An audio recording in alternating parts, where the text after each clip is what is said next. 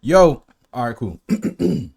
Yo, what's good, y'all? I'm back here, practicing and learning how to play piano, until I'm good at it. All right, so, let's get into it. I'm back here with my guy Tim. Let's go. Today I'm going to teach you the fastest methods to reading music. We're going to start out with the basics to catch everybody up, but then we're going to move quickly onto the more advanced strategies, deep dive into them so that you can master this once and for all. Here we have the staff, and as you can see, there's actually a top staff and a bottom staff with lines and spaces on each one. Yep. And depending on which line or space a note falls on, tells you what letter note to play and where on the piano to play that note. Mastering the notes on the staff all have to do with memorizing the lines and spaces of the top staff, called the treble clef, and memorizing the lines and spaces of the bottom staff, called the bass clef. Which we went over. The lines of the treble clef from the bottom to the top are E, G, B, D, F. Every good boy does fine. Piano. The spaces of the treble clef spell the word face, and those notes are right here on the piano, F-A-C-E. Lines of the bass clef are G, B, D, F, A from the bottom to the top, and you start on this G down here, and those are the lines of the bass clef. The spaces of the bass clef Good boys are do fine A, always. C, E, G. All cows eat grass. All cows eat grass. Yep. And if you need more practice with these basics, I actually have a lesson called How to Read Music in One Easy Lesson that you're going to want to check out right after this one. And now that we've covered the basics, let's talk about our first advanced strategy, which is intervals. And then I'm going to teach you how to practice intervals right after. So just zooming into the treble clef for a second, an interval is the distance between two different notes. So if I have a note here, E, and then I have the next note, that is what we call a second. 1, 2.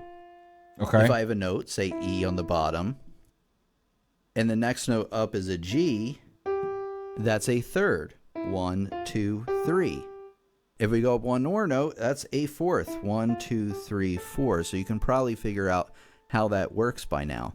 Now, the whole thing about this and why this helps you read music much faster is that you want to first memorize the lines and spaces of each clef, like I told you.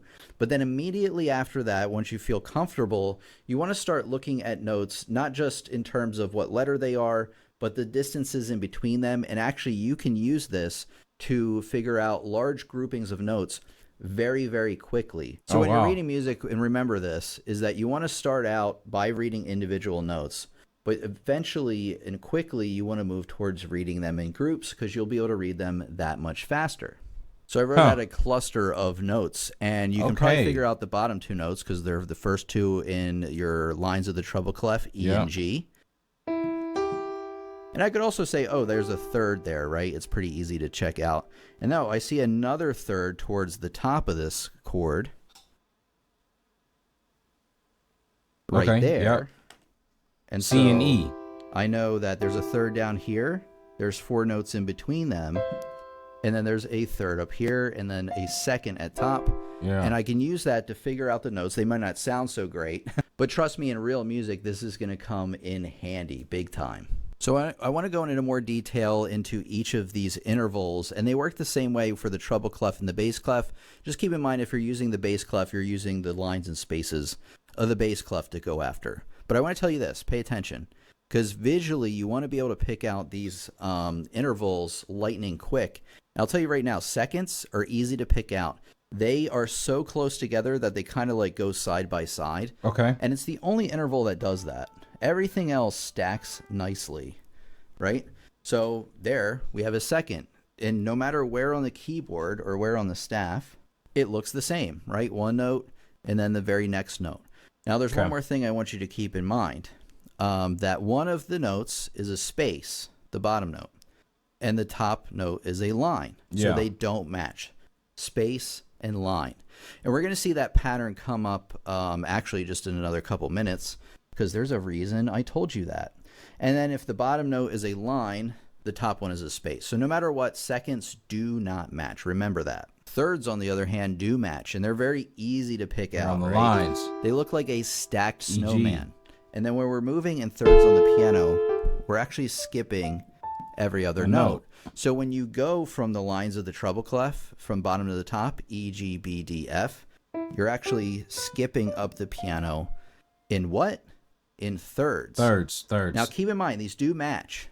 And so what happens with that, and why I tell you that, is when we move up, they still match. F and A. We've just gone from line to line to space to space. It doesn't matter whether it starts on a line or a space. It can start on either one. It's just that when you have them here, they are stacked nice and evenly like so. And they do match. Next one's a fourth, and they don't match, right? The bottom one's a space, top one's a line. However, you know it's not a second, and why is that? There's a little bit too much space going on. Remember I said this, that a second really is that, right? Because you have to move them, right next to each other. So it's a little further away. And there's a fourth. They don't match. And there should be a pattern you might be picking up on with what I say matches and doesn't match. But you're going to get it for sure when I teach you about the fifth. So they match, right? One's on a space. Yeah. The top one's on a space. If we move it to a line, guess what's going to happen? They don't match. Oh, they match. Boom. I thought he meant one of my mic a little bit. Boom. That one has moved to a line. So they do match no matter what. So there's a pattern here, and you may be able to pick it out. And the pattern is that whenever you have an odd number interval, like 3, 5, 7, or even 9, which you don't see it too often, but it does happen, they will match no matter what. So visually, you can go, oh, they match. And what does that mean? What does it mean? Tell me. They're on lines. The screen. They're on lines. It's okay. It means they're on that lines. It's an odd number interval, and they do match. If they don't match, guess what that That's means? what I said. Guess. Well, you don't have to guess too much. Then one's on the line, one's on the... That they are an even number interval. Wait, so what? I give you this interval right here, even or odd. You know it's even right off the bat because they don't match. Remember, odd numbers do match. Even numbers don't. It's kind of the opposite of what you might think. By the way, what interval is this? Well, it's even, right? And they're not super close together, a little further apart. So obviously, that is a fourth. So the first thing you want to do when you see an interval, ask yourself, does it match? And let's say it does match. What does that mean? That means you have an odd number interval. So odd number intervals match. Even number intervals do not.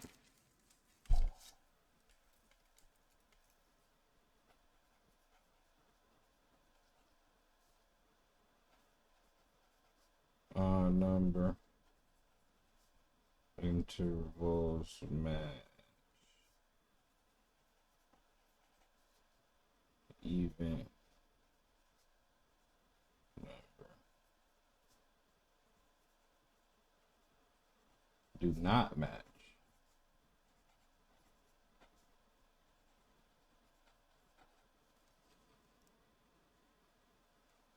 So then if we got the lines, drawing my lines, drawing myself a little example, right?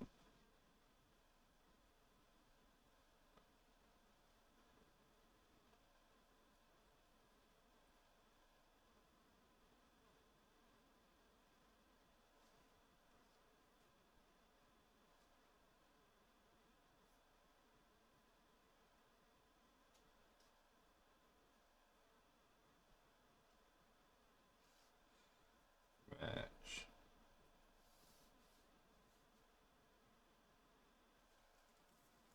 Right? Is that? I think that's right. And then what I want you to do, once you decide it's odd, let's write an odd number interval. Let's just do it down here.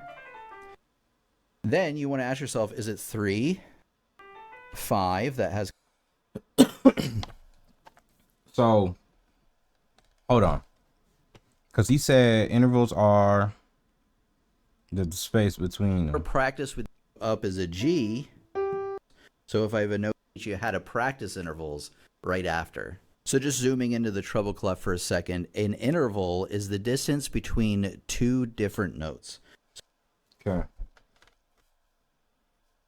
The distance between.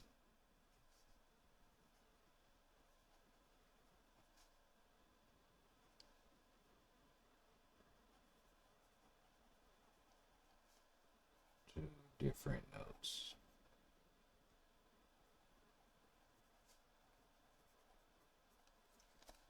So if I have a note here, E, and then I have the next, I say matches and doesn't match. But you're going to get it for sure when I teach you about the fifth. So they match, right? One's on a space, the top one's on a space. If we move it to a line, guess what's going to happen? Boom.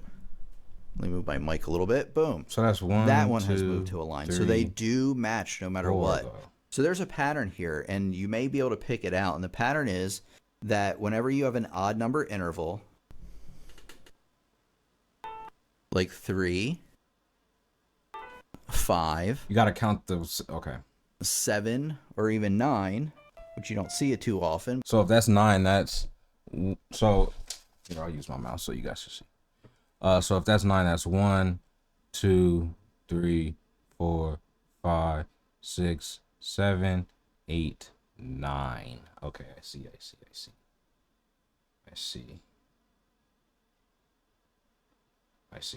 So those match, but then let's say we do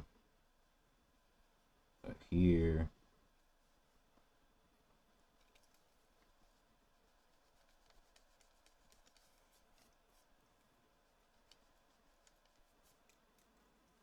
Okay.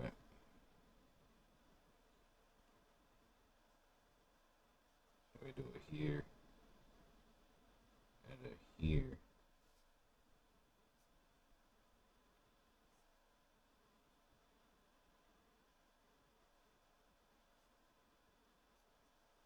These do not match. Do not match. Okay. Oops, my bad, y'all. But it does happen. They will match no matter what. So visually, you can go, oh, they match. And what does that mean? What does it mean? Tell me. Tell me through the screen. You can't, I know. It's okay. It means that it's an odd number interval and they do match. If they don't match, guess what that means? It's an even number interval. It means that they are an even number interval. Yeah, I got this. So if I give you this interval right here, even or odd, you know it's even right off the bat because they don't match. Remember, odd numbers do match, even numbers don't. It's kind of the opposite of what you might think. By the way, what interval is this? Well, it's even, right? And they're not super close together, a little further apart. So obviously that is a fourth. So the first thing you want to do when you see an interval, ask yourself, does it match? And let's say it does match. What does that mean? That means you have an odd number interval. And then what I want you to do, once you decide it's odd, let's write an odd number interval. Let's just do it down here.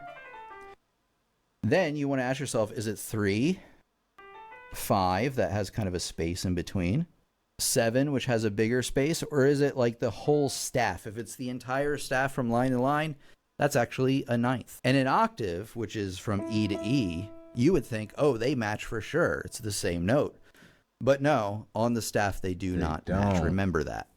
Okay, so when we're learning music, it's not good enough to just learn something and then move on right away. We need to practice it, right? You need to know this stuff like the back of your hand. So let's practice it together and see and test how well you know your intervals. Let's go. So what I want you to do is go to musictheory.net and click on exercises. And then what I want you to do is not note identification. We did that in an earlier video. We're going to do the interval identification. Hold on. I'm going to pull it up. Hold on. Now, this is very important. You want to customize the exercise. However, one thing I do want to point out, because other people have brought this up to me in other lessons, and they asked one question. Tim, what about major and minor intervals? Because on the piano exercise, however, one thing I do want you to do is go to musictheory.net and click on exercises. And then what I want you to do is not note identification. We did that in an earlier video. We're going to do the interval identification. Now, this is very important. You want to customize the exercise. However, one thing I do want to point out, because other people have brought this up to me in other lessons, and they asked one question.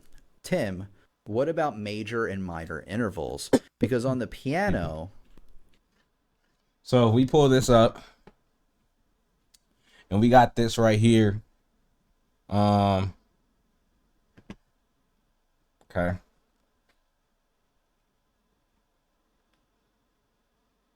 See, I don't even know what these mean.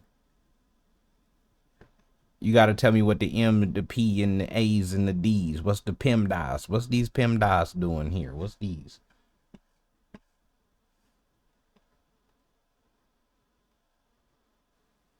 There's actually a major second and a minor second. And we're not going to get super into that today. But what I want to tell you is when you are visually looking these things at the way I want you to look at them, for example, this interval up here, they are smashed together. They are super close. Now, one has a sharp, the other one doesn't. But don't worry about that. Just visually look at it. What does it look like? It looks like a second, right? Yeah. But don't this match. is why also you want to select customize here. So what I'm trying to tell you is that no matter what, whether it's major or minor, it's a second. And that's what I want you to practice starting out. So you want to click on this customize gear up here towards the top. And you want to go, and I would select, you know what, you can select any range for this. That's fine. I would get rid of all the sharps and flats to start out with, because that will just kind of eliminate confusion. And I would select require quality off to start out with. It's something that we will cover in a future video where we dive more deeply into this, but it's not really what I want you to do today. I want you to be able to look at it and go, boom, is that a second? Is it a fourth? Is it a elephant? What is it? So let's take a look and see what we got. And then when you click back on it, it will reset everything. So let's take a look here. That is a second if I ever saw one. Boom. All right. Let's run through these real quick then. So this right here is a second, third, fourth. This is an eighth. Yes, sir. Second. Third. 1, 2, 3. It's not a third. 1. Oh yeah. Second. Third. It's a fourth. This is a fourth. This is I think this would be a sixth. Second, third, fourth, fifth. I meant to say fifth before that. Second, third, fourth, fifth, sixth, seventh. Okay.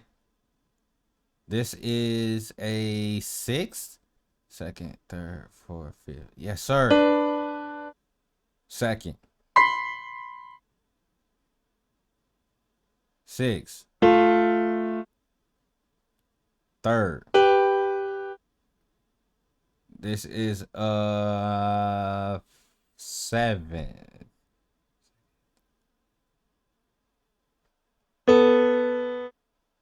Sixth.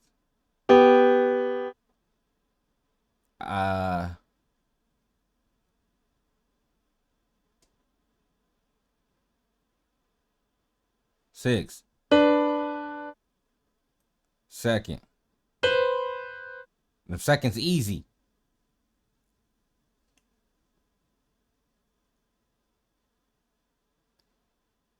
Seven. Okay. Seventh. I think this is a fifth. Second. Fourth.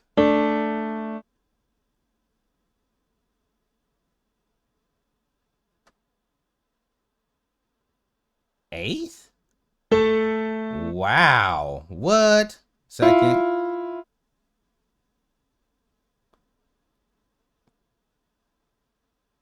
Six. Six.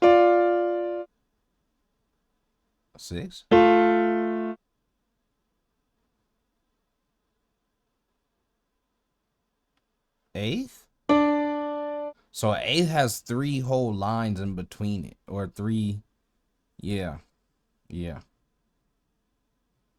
Fourth. Third. Fifth. Third. Second. Third. fourth,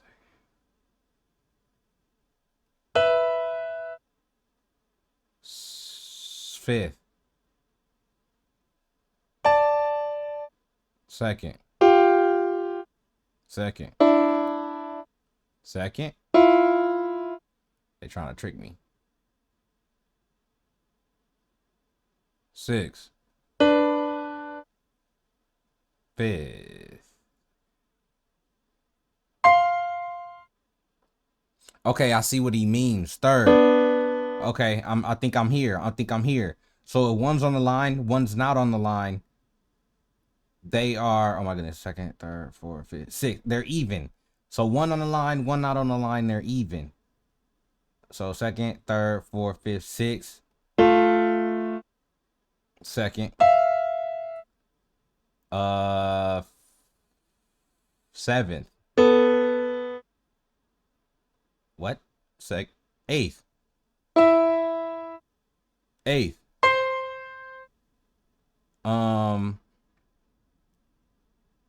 Fourth. Sixth. Wait a minute. Fifth. Dang. Okay.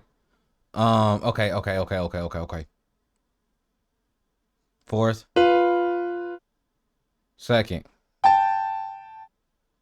Okay, so 47 out of 50. That ain't bad. I'm gonna rerun these. Let's keep it going. Let's keep it going. What about this? Oh, come on, you got to know. Second. If you don't get this one, go back and watch the whole video. That's a second. You hear Tim? What's that? Third. That's a third, correct? Because they are stacked evenly. And we're just going to go through a bunch of these. Oh, what do you think this one is? Now, That's let's a walk through seventh. this logically. What is the first question I want you to ask yourself? Is the it question is it even or odd? Do they match or Yeah. don't they match? And these two notes match. So what does that tell us? That tells us that we are dealing with an odd number interval because they match. It's kind of the opposite of what you would think. And do you think this is a third? No, a third looks kind of like the stacked snowman. It's even a little bit too far away to be a fifth. And I'm willing to bet that this is a seventh. And sure enough, if it glows green, you got it right. So the whole thing behind this, let's do this one. They match, right? So what do you think? They're kind of far apart. I'm willing to bet it's a seventh again. And we got it again. A second. So again, let's do this one as an example. Question 1 is, do they match or don't match? And they don't match. You know, one's on a line, one's on a space. So you're dealing with even. The second question is, how far apart are they? Second. Boom. And what about this one? This is the perfect example, actually. They don't match, right? Bottom one's on a line, top one's on a space. So therefore, it's an even number interval. Remember, they don't match. And that's pretty far apart. I would say, I'm going to guess an octave. It's a very educated guess. Oh, eighth. I forgot eighth was there. And there you go. And you want to see if you can get as fast as this as possible. And one thing I recommend is that you want to maybe select the range for the notes that you currently know. So if you're not really good with those ledger lines, only select the range of the notes on the staff. You can do it right in the settings menu up top right there. So what I want you to do is do a phase or do a run through of maybe 10 of these and just get them by sight. This is a second. Boom. And then once you do about 10 of those and you get them right, hopefully, what I want you to do is I want you to do 10 more, but I want you to start playing the notes that are being shown. Like this right here. Oh, wow. They don't match, right? So we were talking about an even number interval. They're a bit far apart, so that's a sixth. But in addition, I'm going to find that sixth on the keyboard so that I can start associating these things on the keyboard with what I'm seeing on the sheet music. Okay. And vice versa. All right, let's rerun that. Before we move on, ready, go. That's a third, and it's E and G. Okay, so we've learned the basics, and then we... Hold on, Tim. My turn, Tim. Reset. Reset that. All right, back. So this is a third. This is A. Oh, okay. But that was A and C. So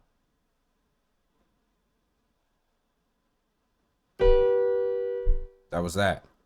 And then this one is A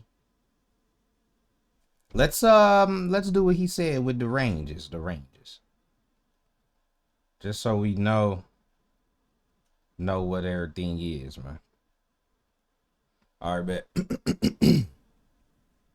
Bet. So this is a seventh. No, it ain't.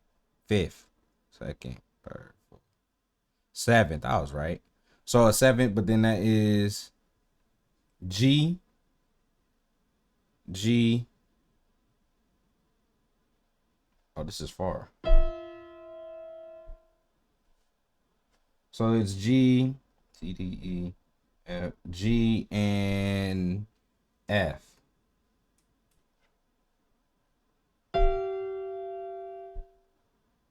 What? Every good boy does fine. Yeah. So G and F. So we got C, D, or yeah, C, D, E, F, G. Goodness gracious. G. And then A, B, C, D, E, F. 7. This is a second. So we got G again. Yeah. G and A. G and A.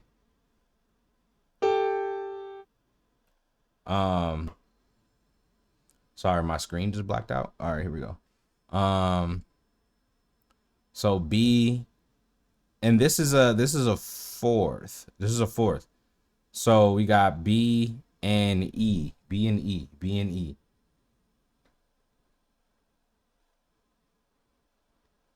B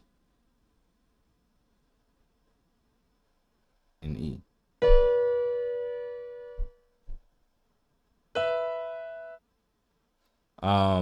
And then this one will be a fifth. This is a fifth, and it is F and C.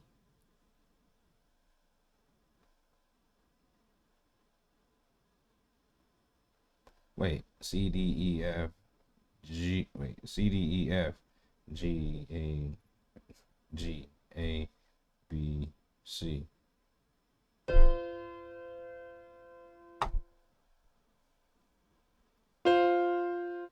Okay. This is a third, and it's F and A.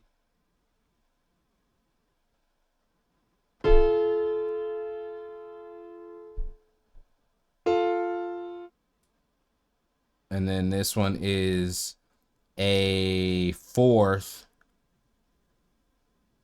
No, it ain't. Second, third, fourth. This is a six. I keep forgetting. I keep forgetting the 8 down here because it's on the odd side. It's messing with me. But that's A and F. A and F.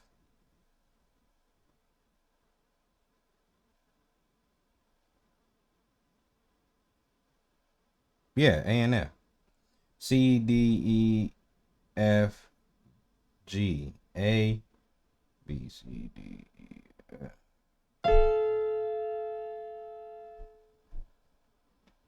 What did I say that was? A 6. This one is a 6 as well. But this is a E and a C.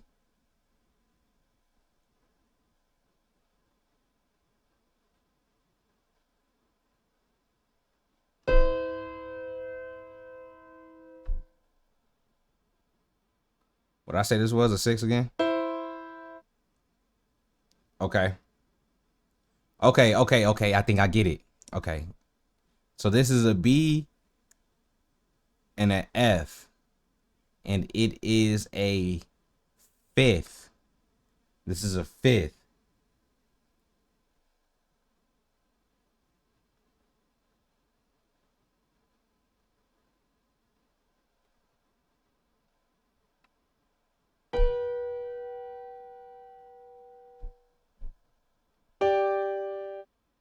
And this is a second.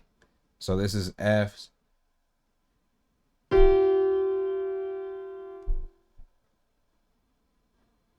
Wait, what? Ever good boy. It's an A, my bad. Dang it. That's an A and a B. A and a B, but it's a second. So C, D, E, F, G. Oh, let's see if they sound the same. Wait. Their sound are just a little bit different, but it's the same note. It's the same note. Trust me, trust me. And then this is a C D, C D, C D, C D. But it's the other C, right? Or do? But I can't count as those. I think it went down, so they did. They did those. They did those. This is a fourth. This is a fourth. And it is A. My bad. Every good boy does. It's an A and a D. A and a D.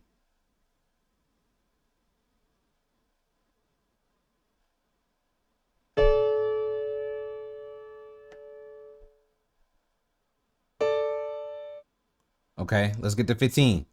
This is a third, and it is F and A. A third, and it is F and A.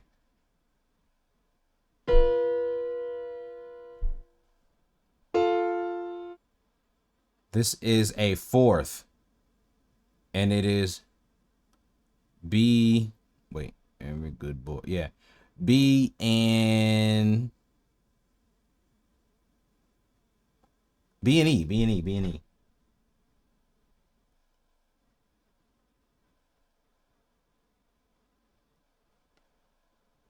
B and E.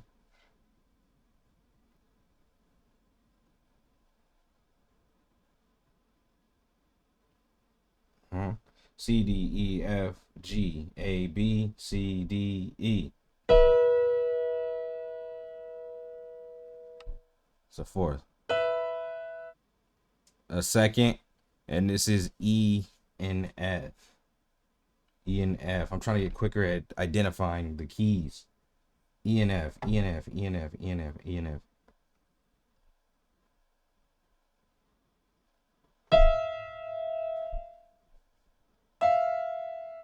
Okay. All right, 20, 20, 20, 20, 20. This is a third. And this is B and D. This is third, and it is B and D, which is okay. And then this is E and A, and this is a fourth. E and A, and this is a fourth.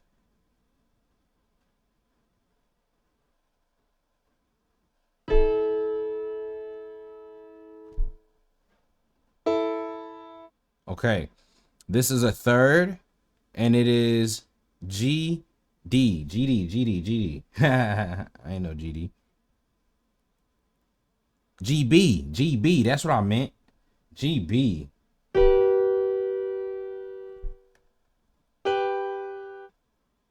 And then this is a second. B and A. Nope. B and C. B and C. B and C. B and C.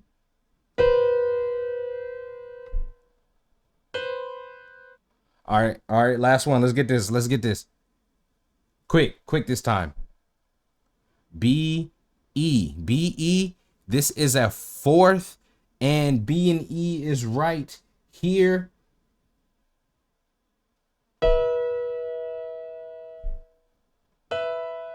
Okay, all right. Good stuff. Good practice. Good stuff. Good stuff. I'm gonna memorize this website. Let me put the star. Hold on. Let me do something real quick. I'm gonna get the main website so I can just go to the main website, and then we're gonna star this one. Put that in my bookmarks. All right, come on. We built on that to look at notes in groups called intervals, or at least two notes at the same time. Yeah. Now, what happens if we start stacking notes on top of one another? And these form what we call chords. And you've probably seen these in your pieces a lot. We're going to focus in on the bass clef this time. Remember, lines are G, B, D, F, A. So chords is, it seems like it's 3 or more. Intervals are 2. Intervals are 2. Chords are 3 or more. Bottom of the top, spaces are A, C, E, G, just to make sure we're on the right place. So right here we have the note C, E, G, right? The spaces of the bass clef starting from the second space. Oh, and we play them all at the same time. Left hand. we have a chord. And there's a number of chords you probably want to be aware of that we're going to go over when we hit ear training. But they are major, minor, and diminished. And augmented. Now, at first, what I would try to do by sound, hear the difference between major or minor. Because major sounds nice, bright, and happy. And minor does not. It sounds sad. What? So, if I play, say, this chord, why are you covering his hand? does it sound happy or sad? Happy. Well, let me play the opposite of that. So this is what I played. And here's the opposite one. Ooh, did you hear how that brightened up? Oh, wow. So the first one I played was minor, sadder, and then brighter. Like I said, we'll cover that, but you do want to know the basic sound between major and minor. Now let's build on that. Oh, you're nuts. Looking at chords and being able to identify them by sight. Boom, C major. Got it, lightning quick is really what you want to build to. Because like I said in the beginning, you want to start out looking at notes individually, then build on looking at intervals, comparing two notes to each other. And then guess what? When you learn your chords and scales and all the stuff I'm going to mention now, it's another way to look at groups in bigger groups. And that's really where you want to go. The enlightenment, I can't talk today, enlightenment meme, where it starts out the guy's like realizes something, and as he realizes it more and more, he becomes enlightened. Well, looking at notes in groups is like the final form of the meme enlightenment thing. I'll see if I can find it and post it here. All right, this bet. type of chord, I know what enlightenment means, though. like a snowman. That is what we call a root position chord. And what that tells you is the root or name of the chord, C, is on the bottom. Okay. Say I took the bottom note out of the chord. Oh, my goodness. This one. And I moved it to the top and played it again. I have the same three notes, C, E, and G. But now I put it into what it's called first inversion. So we have root position. And then we have inverted it by changing up the order of the notes. You can even invert it again by taking out the bottom note, moving it up an octave. Oh, that's C. And that's what we would call second inversion. And then if you invert it one more time, what happens? We're back to root position. Yeah. We're just now an octave higher than where we started. An octave higher. Right there. So what I want you to do is grab these by sight. This is root position. If it's in first inversion, it's going to have a gap towards the top of the chord. See how there's that open space? If you invert it again, there's a gap towards the bottom of the chord. So you know that's second inversion. Second inversion. And then if it's evenly stacked, root position. So when it comes to chords, you don't have to get too crazy with it right away. But what I want you to do is ask yourself, is it in root position? And then ask yourself what the... I'm writing it down. He may be accelerating, but I'm writing it down. Chord. Oh my goodness. I spelled chords wrong. Chords. I'm just gonna put root position. First inversion. And then we got second inversion.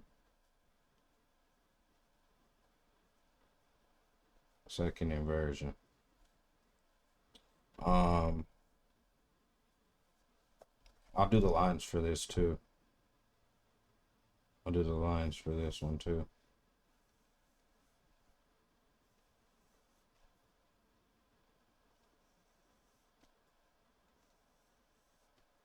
All right. So then I'm drawing out root position.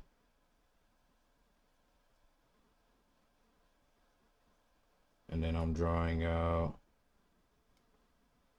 first inversion. Right?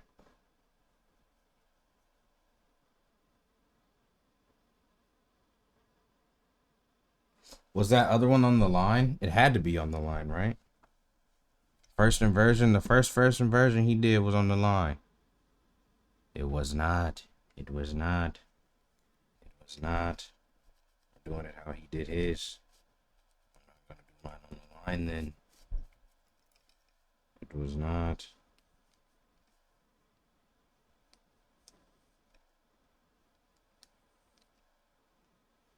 It was not. All right, let's go. Hold on. What are we at? 1638. Hold on. So we'll go here. Go here. And then we'll go here. And then that next one, put it above the line. So then we'll go here. We'll go here.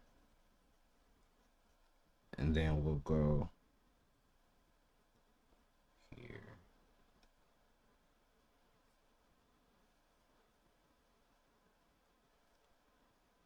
Right? And then if we go here for the next one, and then we'll put the line here, and then another line here. So that second inversion was boom, bada, boom. All right. So then we can even, and then we'll even keep going up where they're all on the line, but that's still root position. This is root, root. This is first. This is second. But Major, your root is G, right? Or, and then ask yourself, if there's a space in the chord, is it towards the bottom of the chord or the top of the chord? Because if it's at the top of the chord, it's first inversion. Towards the bottom of the chord, it's second inversion. And you're like, oh man, I don't know if I can, keep track of this. We should practice this, right? oh goodness. Let's do it. Okay, we're going to do some chord practice together. I wrote a few measures out here in the treble clef. And I have a few questions for you. So the first chord we have here is, what type of chord? Is it root position, first inversion, or second inversion? Root. And you should know instantly And by that's looking E at sharp? it that it's root position. And what is the name of this chord?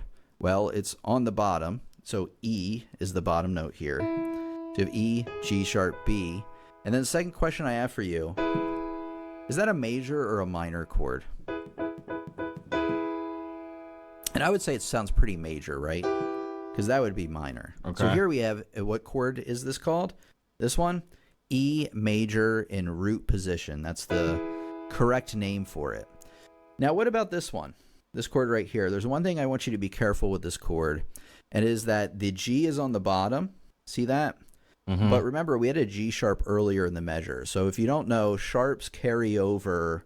Like if you have a G sharp earlier on in the measure, it affects all of the G's in that measure if it doesn't tell you otherwise. Oh, wow. So if this one has a G sharp in the middle, this bottom note here is still G sharp. So just keep in mind we're going from this, and then the second chord is this. You still have the G sharp in there. Just like that. Huh. So and it's what G happened? sharp. Well, we did first some kind of inversion. inversion, right? So the second chord's in an inversion. And now is the space towards the bottom of the chord or the top? It's towards the top. So it's first inversion. Here we have two more chords. We're not looking over there yet. And let's figure out this chord right here. Is it root position? No. We know that right away, right? Is it first inversion where the space is towards the top of the chord? Yes, in fact it is. Now, you may be saying, well, if it's not in root position, how do I figure out what the root of the chord is, right? Well, in a first inversion chord, remember, what you do is you start with root position and you take out the bottom note and move it up. So the root in a first inversion chord, remember this well, is actually at the top. And if you got confused by that and you still are looking for a way to figure this out quickly, what the root is, you don't remember that it's at the top, what you do is you just keep inverting the chord until you have stacked thirds, right? Because that's the snowman effect that we saw. Yeah. And the root then will be on the bottom. And so if I start here, I'm like, okay, that's not evenly spaced. We still got a bigger space there. Oh, those are evenly spaced. F is going to be on the bottom. So we've played an F major chord first inversion, and then actually this one up here is root position. It's just an octave above. And how do I know it's root position? Because they're evenly stacked, and the bottom note's an F, which would tell me that's an F chord, not necessarily root position. You get the idea. Let's look at this next one. So we have 2 more chords. These are the last 2 we'll do, and then we'll move on. First one here, root position. What is the bottom letter of the note? Well, I didn't teach you that today. It is. Okay. Again, if you need more practice, because I really did run through the basics awfully quickly today. So if you're like, I need more practice on the basics because I don't quite understand some of this other stuff, go back to that where some of website. these notes are, that's totally fine. Again, you want to watch, and I'll link it to you in the description, a video I put out recently called How to Read Music in One Easy Lesson. That's really going to go into more detail about the very basics. But let's continue. So we have a D major chord down here. I shouldn't have told you it was major, but I already did. And then we have this chord over here with a larger space towards the bottom of the chord. Right there. Second inversion. And it has to be second inversion. So we took root position, And it's kind of A. skipped first inversion. And then the second one is second inversion right there. And chords, again, is just another way of looking at notes in groups. Just we're looking at them stacked together in larger groups than compared to like an interval, which was just 2 notes. Here's another thing I want you to become extremely familiar with. And again, the focus of today is just grabbing these by sight. I'm not going to ask you to memorize all the major and minor scales, although I actually kind of would ask you to do that. Let me bring something up really quick. Let me grab this. So I just actually want to talk a second real quick. So this is a scale up here. And it's just another grouping of notes you want to be aware of. And it's basically when you go from C, well, this particular the scale next is C. going from C to the next C and all the notes in between. And that's really it. And a scale, you can tell, it's all the notes are right in a line, line, space, line, space, line, space, right in a row. So that's a scale. And a scale And it's often, 8. not always, has 8 notes. You see 4 bottom notes, 4 top notes. Sometimes you can see scales kind of like in segments. So maybe you'll see something like this, where you just kind of have from C to G. And that's just like a scale segment. So you want to start looking at whether notes are stacked on top of one another, which would signify chords, or if they're going right in a row, line, space, line, space, line, space, from left to right. That would be a scale. But I want to bring up something very important here. If you're serious about learning piano, serious about learning any instrument, right, you need to actually learn all of your scales, chords, we just talked about those, arpeggios and cadences, which are more patterns you should be aware of. And they're all in this book, and you want to start learning them through this book. I don't want to talk about it too much right now, but I want to tell you right now that by mastering all of your scales, it really gives you a better idea on the layout of the keyboard. And like, for example, if a piece is in the key of G, it's going to use the G scale basically. And what does that tell you exactly? Well, it tells you that in that key that's in G major, you have the following notes: G, A, B, C, D, E, F sharp, G. Those are the notes that exist within that piece. And if you're familiar with the scale, you immediately know the layout of a lot of the notes that you're going to be finding. Also, if you're in the key of G, you're going to see a lot of G chords. So knowing those chords and their inversions really does help. Now that we've learned the basics, and then we build on that looking at 2 notes interacting with each other, called what? It's called an interval. And then we build on that to look at chords, and then we build on that to look at scales. But now I want to put it to the test. He's doing We're all going of to them. take a look at a piece of sheet music together, and we're going to kind of dissect it, picking out each of these little things that I've been teaching you. And you want to start looking at your music this way. Okay, this is the sonata in G. Sorry. Okay, this is Sonata 16 in C major by Mozart, this one. A lot of people should know that one. But let's take What- a look what- at the notes what- that we have here. What do you mean a lot of people should know that one? How? And see if we can pick out some of the things that we said. All right, I'm already there with you, gang. We got scales down here. Scales down here. Yes, sir. Quarter notes. You know what I mean? We got a half note right there. We got a 1.5 joint right there.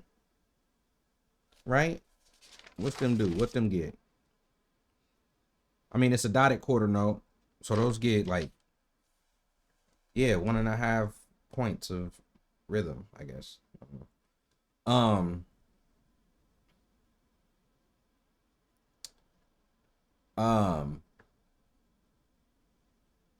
goodness gracious. 16th notes. No, 8th notes right here. 16ths. All right. And there's none playing. Okay. But we got a it's an interval down here, which is a, don't tell me, this is a fourth. A fourth. 1, 2, 3, 4. Come on Now now. let's take a look at the first right-hand notes that we have. And let me play the notes and see if you can see a pattern between them. So you have C, E, G. Notice how we started from the space, the third space up on the treble clef here, and then we just moved up a space. And what is that called when we skip every other note, space to space?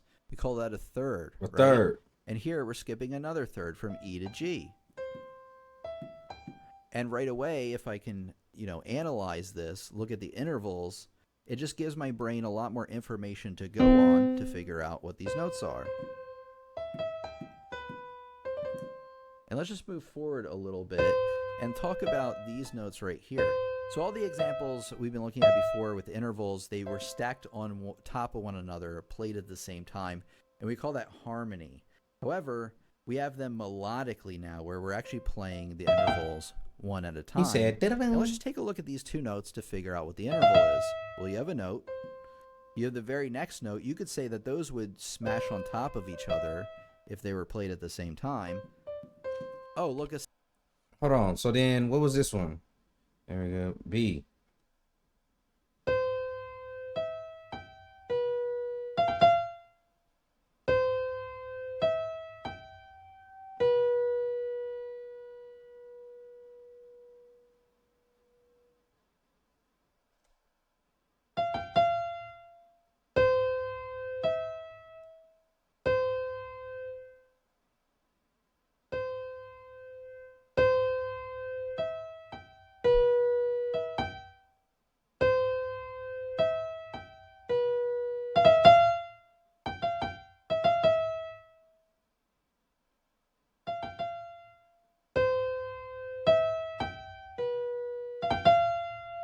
Hold on.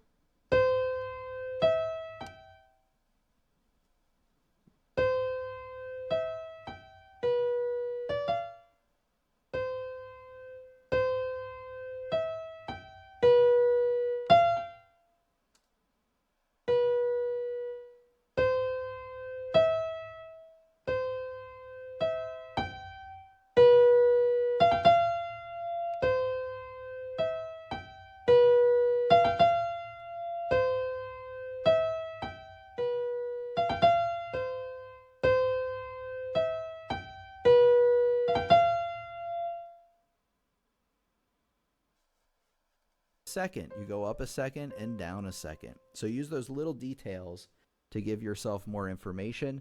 The left hand is a repeated pattern. Oh my. Let's see if you can figure it out. It might sound familiar. What if I played all these notes at the same time? Oh. That should sound familiar. What is that? That's a major chord. And actually not just any major chord. It's an evenly stacked major chord, which tells you that it's in root position.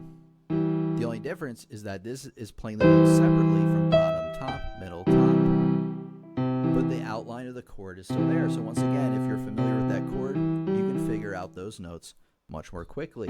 Guess what else we have, guys? Well, look at this. What is this? It's a string of notes. It's in the right hand here. String of notes. They go space, line, space, line, space, line, space, line. Right in order. Line, space, line, space, line, space. You know, back in order down the other way. This is a Scale. Scale. And again, if you know your scales and scale segments, you can figure this stuff out lightning quick. Get it?